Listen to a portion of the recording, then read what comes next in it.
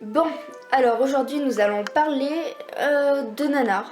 Et dans les nanars, on va parler d'un certain film qui s'appelle Le Père Noël contre les Martiens. Alors ne partez pas, d'accord? On va être tranquille. Asseyez-vous, ne bougez pas et observez. Joyeux Noël! Joyeux Noël à tout le monde! En route! Au revoir, Père Noël. Joyeux Noël, les enfants!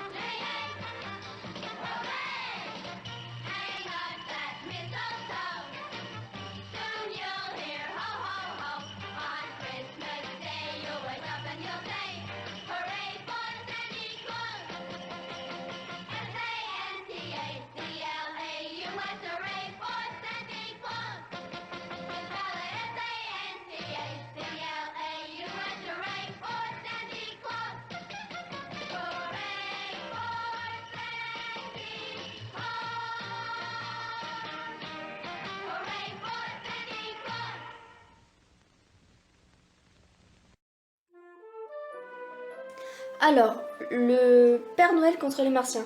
C'est un film qui... Attendez, parce qu'en fait, il n'y a pas la date de sortie sur Allociné, ce qui est vachement bizarre. Bon, l'année de production de ce film est de 1964. Il a eu quand même un budget de 200 000 €, ce qui est plutôt pas mal pour un nanar. Enfin, il y a mieux, mais... c'est un film réalisé par Nicolas Webster. Bon, on présume qu'il n'est pas connu du tout, vu que son film a fait un flop monumental. Mais ce film est quand même américain. Bon, il est américain et c'est une comédie et aussi une science-fiction. Déjà, le titre nous le disait. Le synopsis. Alors, les Martiens ont kidnappé notre bon, cher Père Noël pour que les Terriens ne soient pas les seuls dans l'univers à recevoir des cadeaux. C'est mignon. Et après, il y a une critique.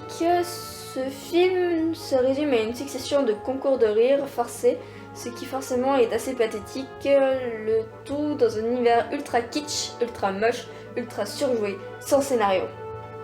Mais il faut savoir que c'est tout ce qui fait la beauté de ce nanar, parce que sans ça, le nanar ne serait rien. C'est-à-dire que on pourrait pas être avec nos amis en train de regarder ce film fantastique en se disant qu'il est à chier et c'est vrai quoi. Si on regarde un nanar avec nos amis, c'est justement pour en rigoler et se moquer. C'est méchant dit comme ça, mais c'est ce qui en fait toute sa beauté. Et sans ça, ce serait juste de la merde. Enfin bref.